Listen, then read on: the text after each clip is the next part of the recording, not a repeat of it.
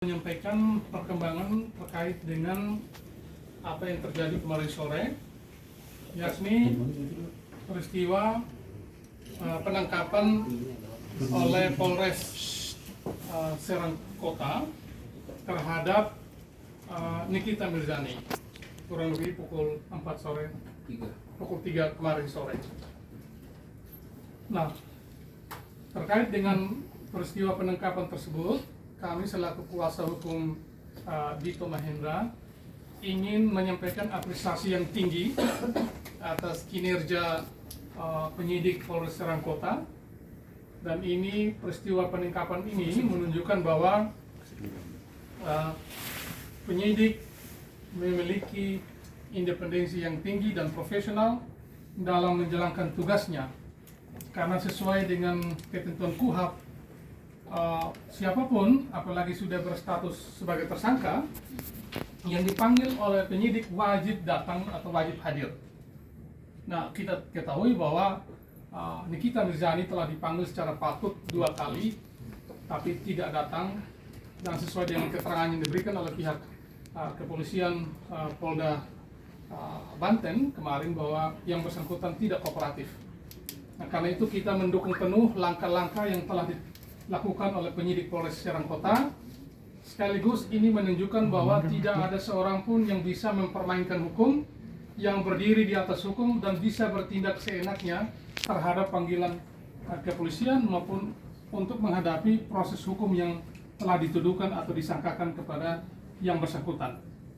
Itu yang pertama. Yang kedua yang bisa kami sampaikan adalah bahwa mengingat track record yang sebagaimana juga sudah disampaikan oleh pihak kepolisian, dan track record kita tahu bahwa pada saat Nikita Mirzani masih berstatus sebagai saksi, dipanggil 2 kali tidak datang juga, akhirnya dikepung.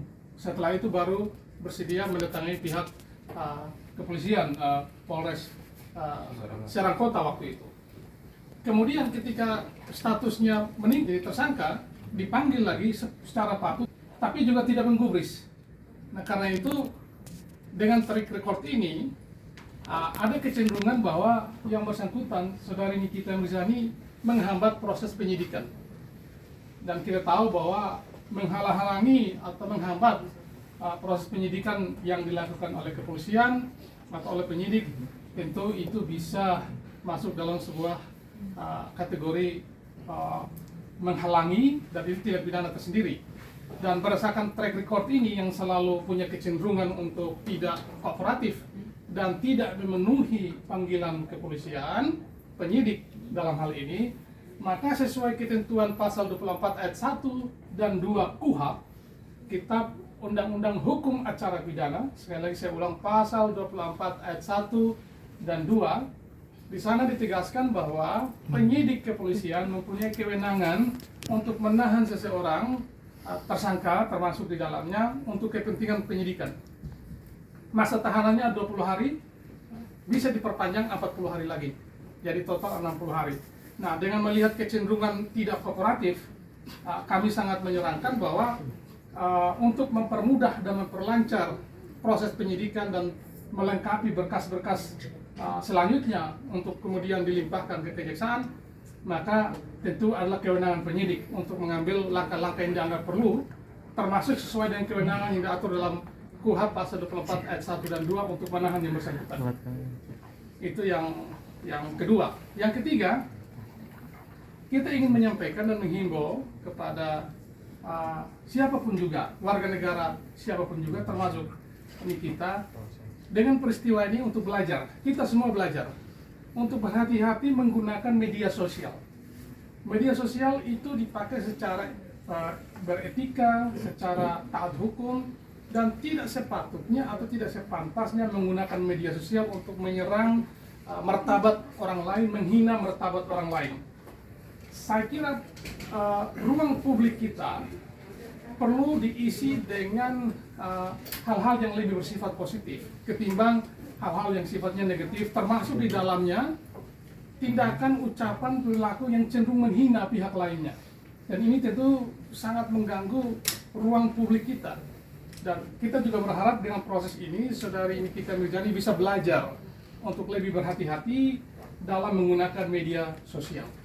Saya kira itu yang bisa kami sampaikan pada teman-teman pagi hari ini. Mungkin ada tambahan dari teman saya, silakan. Cukup. Bang, reaksi Dito sendiri gimana Bang saat tahu Nikita dijemput paksa mungkin? Ya, oleh karena ini disiarkan secara masif oleh media nasional, baik TV maupun online, tentu Mas Dito juga telah mengikuti perkembangannya. Dan secara prinsip kami telah berbicara dengan Mas Dito. Mas Dito menghargai proses yang telah berjalan, termasuk menghargai upaya yang dilakukan oleh pihak kepolisian, dan menaruh harapan penuh bahwa pihak kepolisian akan terus profesional dalam menegakkan hukum, tegak lurus pada ketentuan peraturan perundang-undang yang berlaku. Dan tentu Mas Dito sebagai klien berharap bahwa proses ini segera saja dilengkapi dan dilimpahkan ke kejaksaan supaya dapat kemudian dilimpahkan lagi ke pengadilan untuk dilakukan persidangan di pengadilan. Jadi Mas Dito berharap proses ini segera dilimpahkan saja ke kejaksaan dan selanjutnya untuk disidangkan di pengadilan. Bang, terkait ancaman hukumannya kena pasal 45 dan 51, ancaman pidananya berapa tahun Bang, dan kenapa pasal itu yang dikenakan? Jadi gini, sebagaimana yang telah kita jelaskan, itu pasal yang disangkakan adalah pasal 27 ayat 3, junto pasal 36, sebentar saya ulang, pasal 27 ayat 3 junto pasal 45, lalu pasal 36 junto pasal 51 junto pasal 311 KUH pidana.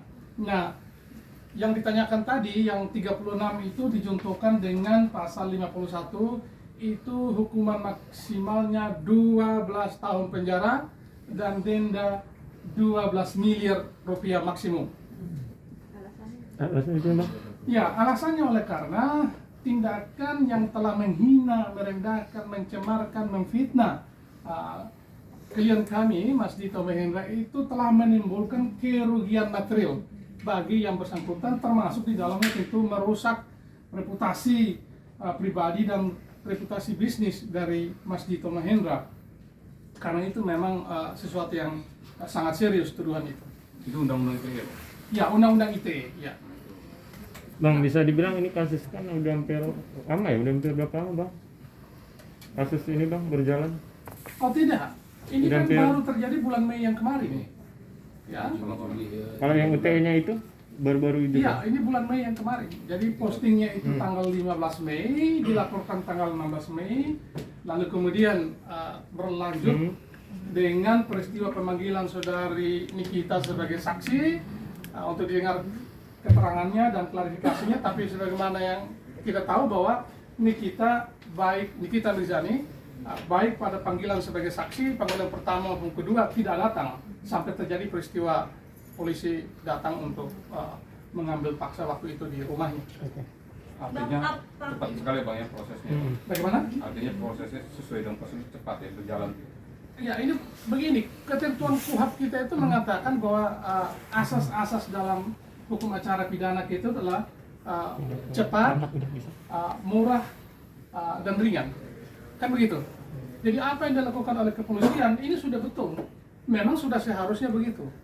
Ya, terhadap siapa saja, ya. Bang, terkait hukuman ancaman maksimal 12 tahunnya ini, Mas Dito sendiri akan menghukum seberat-beratnya atau masih membuka jalan damai Bang? Gini, itu bukan Mas Dito yang menghukum, ya. Nah, jadi bukan begitu caranya. Itu biarlah para hakim yang nantinya bersidang yang akan kemudian menilai berita acara yang diserahkan oleh jaksa dan bukti-bukti yang disampaikan oleh jaksa nantinya. Jadi bukan Mas Dito yang menghukum, ya. Tapi sebagai korban ingin hukuman yang maksimal 12 tahun Atau mau damai? Nah, itu tergantung pada penilaian hakim, ya. Kita hanya berharap bahwa proses ini segera dirampungkan dan segera dilimpahkan oleh pihak penyidik kepada pihak kejaksaan. Bang, kalau proses restoratif justice itu kan biasa suka ada tuh Bang. Apakah ada proses itu sebelumnya Bang atau gimana? Restoratif justice itu sudah ditawarkan pada saat itu, tapi yang bersangkutan tidak juga hadir. ya. Dan secara formil itu kan ini ya, secara formil salah satu persyaratan untuk dilakukannya restoratif justice itu adalah terlapornya itu bukan seorang residivis. Artinya orang yang pernah melakukan tindak kejahatan dan pernah dipenjara.